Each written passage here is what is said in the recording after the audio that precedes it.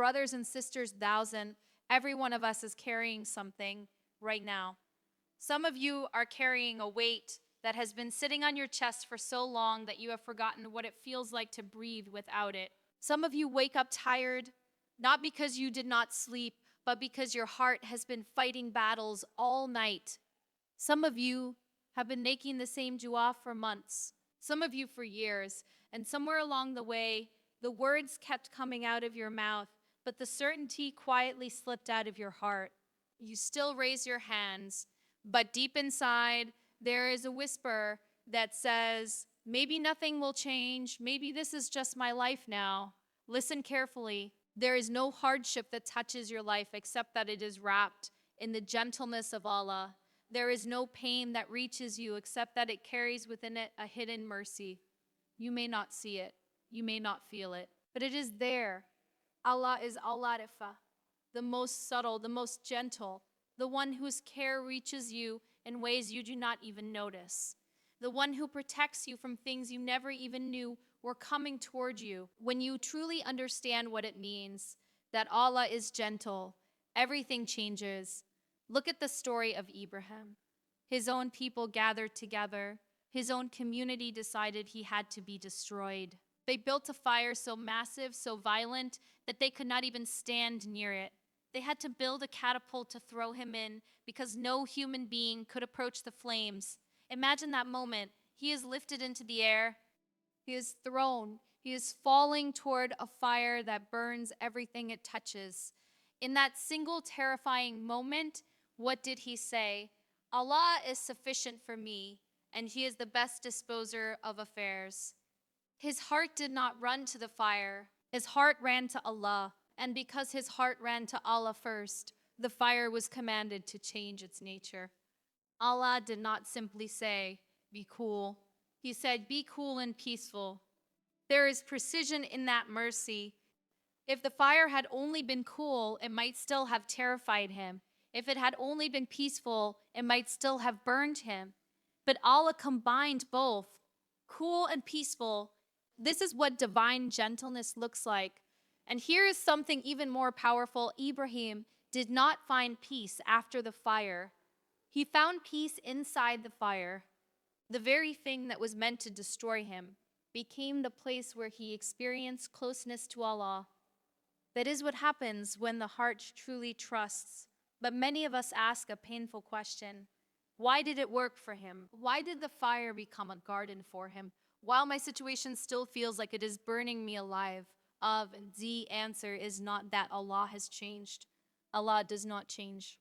He does not have good days and bad days. He does not sometimes feel generous and sometimes feel distant. He is perfect. Always we have our hearts shift. Our certainty weakens. Our connection fluctuates. Allah says that He does not change the condition of a people until they change what is within themselves. The door of mercy has always been open, but we have to walk toward it. And some of you are asking a question in your hearts right now. Why idea? Why this pain? Why this delay? Why this test? There is nothing wrong with asking why.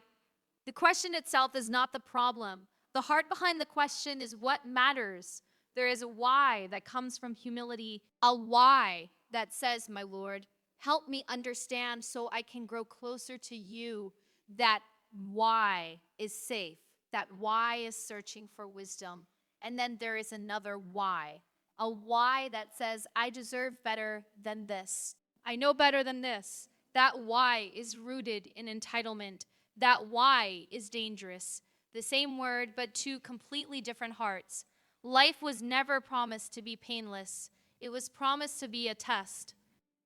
Are not meant to be comfortable. No one enjoys exams. No one asks for hardship, but without tests. How would ranks be raised? How would sincerity be revealed? How would patience shine? Some people say, why can't we just live in a world without suffering, without loss, without fear? That world exists. It is called paradise. But paradise is not the examination hall. This world is where hearts are refined on. Here is something we must correct in our thinking. And here is something we must correct in our thinking. Difficulty does not mean Allah is angry with you. Pain does not mean you have been abandoned. Hardship does not automatically equal punishment. Sometimes hardship is purification. Sometimes hardship is elevation. Sometimes hardship is protection from something worse. If Allah were to hold us accountable for every mistake, none of us would stand. None of us would have hope. But He is forgiving. He is generous. He multiplies our small efforts beyond measure. And the more a person understands this, the more their energy in hardship changes. Instead of despair, there is surrender. Instead of bitterness, there is trust. The month of calling, instead of panic, there is turning back. Our prophet taught that if the entire world gathered to benefit you, they could not give you anything except what Allah has already written for you. And if they gathered to harm you, they could not harm you except with what Allah has already allowed. Think about that. Nothing touches you without permission. Nothing reaches you without knowledge. Nothing stays with you without wisdom. So when you are in difficulty, ask yourself two simple questions. Does Allah know about this, David? Yes. Can He fix it? Yes. Then what remains? Averred. Turn to Him. If you are facing divorce, He knows. If you are drowning in debt, He knows. If your child has lost their way, He knows. If your health is declining, He knows. If your heart is breaking quietly in the dark, He knows. And He is capable. But here is where we need honesty. Many of us are making dua. The problem is not that we are silent. The problem is what is happening inside our hearts while we speak. Imagine someone tells you about a person who has solved every impossible case brought to him, every problem, every crisis, every emergency, and you are told, go to him. You will not leave without a solution. How would you walk into that room? With hesitation, IFU. With doubt? No. You would walk in confident, expectant, certain. Then why do we approach Allah with uncertainty? Apatat. Why do we whisper our duas as if we are unsure anyone is listening? When you make dua, you are speaking to the one who created the problem and the solution. You are speaking to the one who controls outcomes. You are speaking to the one who says be and it is. Make dua with certainty, not because you control the answer, but because you trust the one who does. Sometimes the answer is yes. Sometimes the answer is not yet. Sometimes the answer is no, because something better is being prepared. But every response is wrapped in wisdom. And doubt is what weakens the heart. When we hear medical diagnoses, financial forecasts, legal threats, we sometimes give those words more weight than the promise of Allah. We look at statistics and forget the creator of statistics. We look at reports and forget the author of destiny. No situation is too broken. No illness is too advanced. No in debt is too advanced. No relationship is too damaged, but not for Allah. When these truths settle into your heart, your posture changes, your dua changes, your breathing changes. You stop speaking from panic and start speaking from trust. And that shift is everything. Because remembrance is meant to anchor you when chaos surrounds you. It is easy to remember Allah in ease. It is transformative to remember Him in hardship. When the heart remains connected in the middle of the storm, something miraculous happens. The storm may still rage outside, but inside there is stillness. And that stillness is not weakness. So in the month of calling, it is strength rooted in certainty. We're never promised a life without fire, but you were never promised a Lord who controls it. And sometimes before the fire changes, the heart must have friends. Sometimes the miracle is not that the situation disappears. Sometimes the miracle is that you remain standing within it, and that is where we continue. Brothers and sisters, Trab, there is something we need to understand about storms. When a storm hits the ocean, the surface becomes violent. Waves crash, winds howl, everything looks unstable. But if you dive deep enough beneath the surface, There is calm, there is stillness. The chaos is only above. The believer is meant to be like that ocean. The surface may shake, the tears may fall, the voice may tremble. But deep down, beneath the fear, beneath the uncertainty, there is a core that says, my Lord is in control. That depth does not come automatically. It is built through knowing Allah, not just knowing about Him, knowing Him, knowing Him, knowing His names, knowing His attributes, knowing that when He describes Himself as Al-Qadir, the all-powerful, it is not poetry. It is reality. When He calls Himself Al-Mujib, the one who responds, it is not symbolic. It is literal. When He calls Himself Ash-Shakur, the most appreciative, it means that even the smallest act you do is magnified beyond what you can imagine. These names are not decorations, they are lifelines. And many of us are drowning while the lifeline is right beside us. You see, when hardship strikes, the first battle is not external, it is internal. It is the battle between trust and despair, between surrender and resistance, between Yalla and why me. And this is where Shaitan whispers most aggressively. He does not mean to stop you from praying. Sometimes he is satisfied with something much subtler. He makes you pray while doubting. He makes you ask while expecting nothing. He makes you raise your hands while believing deep down that the door is closed. But the door was never closed. We walked away from it. Wham and especially is an invitation back. Ramadan is not just about hunger. It is about awareness. It is about stripping away distractions until you are face to face with your own heart. And when you remove food, when you remove constant entertainment, when you reduce noise, what remains? Your fears, your hopes, your wounds. Ramadan magnifies whatever is inside you. If there is love, it grows. If there is resentment, it surfaces. If there is longing, it intensifies. And if there is pain, it demands to be addressed. It is not weakness. It is unveiling. Allah is bringing things to the surface so they can finally be healed. Sometimes healing feels like exposure. Sometimes it feels like breaking before rebuilding. But Allah does not break a heart except to reshape it stronger. Let us return to that question of dua. The Prophet taught us to ask Allah while being certain of the response, not uncertain, not experimenting, certain. But certainty does not mean you dictate the outcome. There is a difference.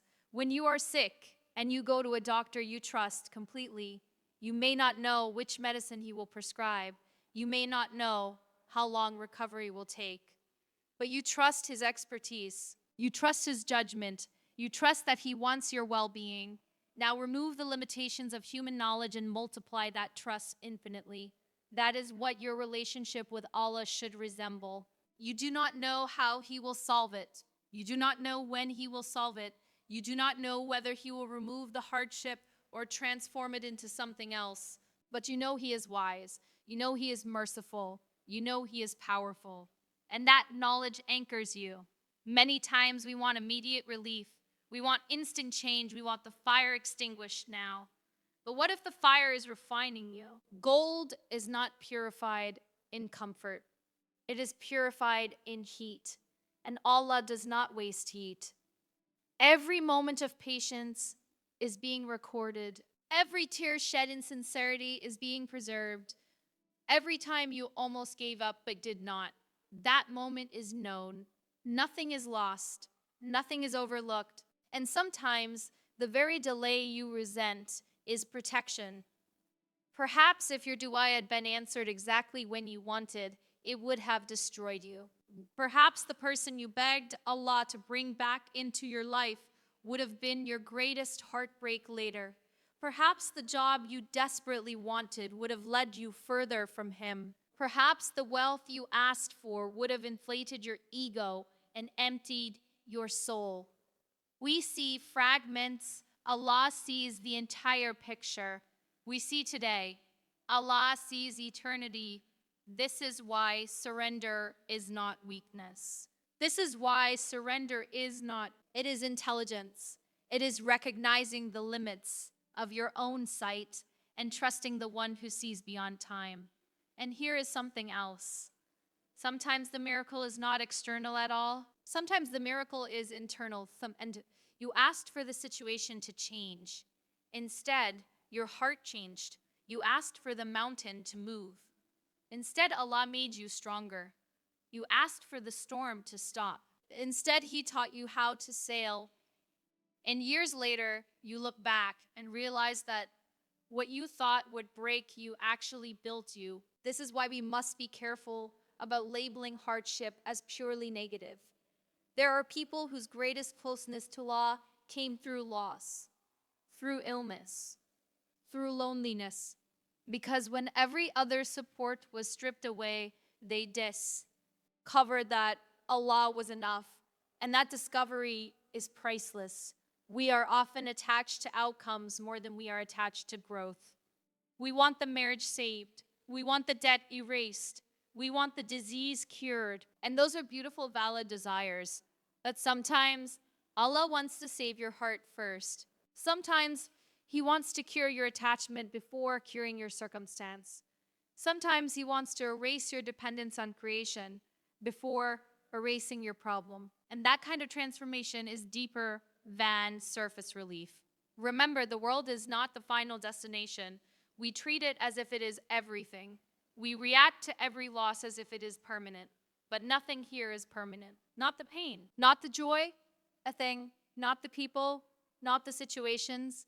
Everything here is temporary. The only permanence is what you build for the next life. And every hardship, when handled with faith, builds something eternal. On the day of judgment, when people see the reward for patience, some will wish they had suffered more. Not because suffering is beautiful, but because what it produced was beyond imagination. This does not mean you seek pain. It means you reframe it. You stop asking, why is this happening to me, and start asking, how can I respond in a way that pleases Allah? That shift alone transforms the experience. It turns victimhood into agency. It turns chaos into opportunity. It turns pain into worship. Because patience is not passive. Patience is active trust. It is choosing obedience when disobedience would be easier. It is choosing hope when despair feels natural. It is choosing remembrance when distraction feels tempting. And that choice, repeated again and again, polishes the heart. We are not measured by the absence of trials. We are measured by our response to them. Two people can experience the same hardship. One grows bitter, one grows closer to Allah. The difference is not the test, it is the heart. And hearts can change, even now, even in the middle of the storm. You are not defined by your current weakness. You are not trapped by your current doubt. The fact that you are still listening, still seeking, still raising your hands, even if your certainty is fragile, that itself is a sign of life in your faith. Do not underestimate small acts, a whispered Ya Allah in the dark, a single tear no one sees, a quiet decision to pray even when you feel empty. These are not insignificant. They are seeds. And Allah is Ash-Shakur. He multiplies seeds into forests. He turns small efforts into mountains of reward. He appreciates what even you overlook about yourself. And when you understand that your Lord appreciates you, something softens inside. You stop seeing yourself only through your failures. You start seeing yourself through His mercy. You start believing that perhaps you are not abandoned. Perhaps you are being shaped. Perhaps this waiting is not neglect. Perhaps it is preparation. Preparation for something you cannot yet comprehend. And the Kafir the Maraman, when you lift your hands in the last third of the night, do not approach Allah as if you are unsure. Approach Him as a servant who knows the generosity of his master. Approach Him as someone who knows that even if the answer is delayed, It is never denied without wisdom. Up, approach him, knowing that the same Lord who cooled the fire for Ibrahim is fully capable of cooling the fire inside your chest. And from here, we move deeper into understanding what it truly means to change what is within ourselves. Brothers and sisters, just changing what is within ourselves is not a slogan. It is a process. It is uncomfortable. It requires honesty. Because sometimes the hardship outside is not the only fire. Sometimes there's a fire inside us that has been burning quietly for years. A fire of resentment, a fire of comparison, a fire of pride, a fire of fear. And Allah, in His gentleness, allows certain external trials to expose the internal ones, not to shame us, but to heal us. You see, when Allah says that He does not change the condition of a people until they change what is within themselves, He is inviting us to self-reflection. He is inviting us to ask difficult questions. What am I attached to more than I am attached to Allah? What am I relying on more than I relying on Him? What do I fear losing more than I fear losing my connection with Him? Because sometimes the thing we are desperately asking for is the very thing that has taken too much space in our hearts, and Allah wants your heart free. Free from slavery to outcomes, free from slavery to people, free from slavery to expectations. There is a difference between wanting something and needing something to survive emotionally. When something becomes your emotional oxygen, it becomes dangerous. Because only Allah is meant to be that essential. This is why tests often strike at our attachments, not because Allah enjoys seeing us in pain, but because He wants to recalibrate our hearts. Think about it. If this world were perfect, if every dua was answered instantly, if every relationship was effortless, if every dream unfolded exactly as planned, how many of us would truly long for the next life?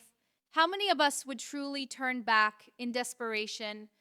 Ease can numb, comfort can distract, success can deceive, hardship awakens, it strips illusions. It reminds you of your fragility, and fragility is not weakness when it leads you back to Allah.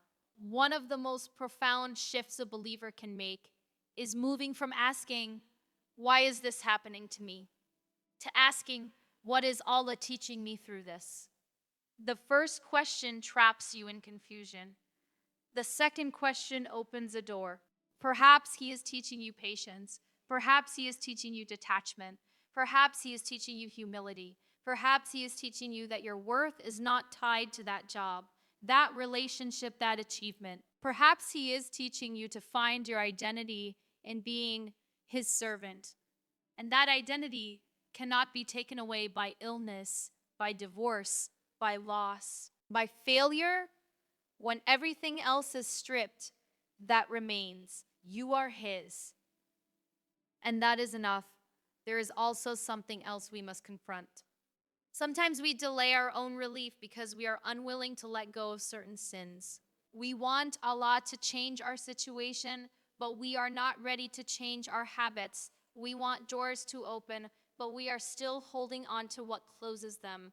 This is not about perfection. It is about direction. Are you moving toward Him or away from Him? Are you softening or hardening? Are you surrendering or resisting? Our Ramadan is a mirror. It shows you where you stand. When you fast and your tongue still wounds people, that is a sign. When you pray at night but refuse to forgive, that is a sign. When you make dua for relief but do not show gratitude for what remains intact, that is a sign. Allah is not asking you to be flawless. He is asking you to be sincere. Sincerity transforms everything.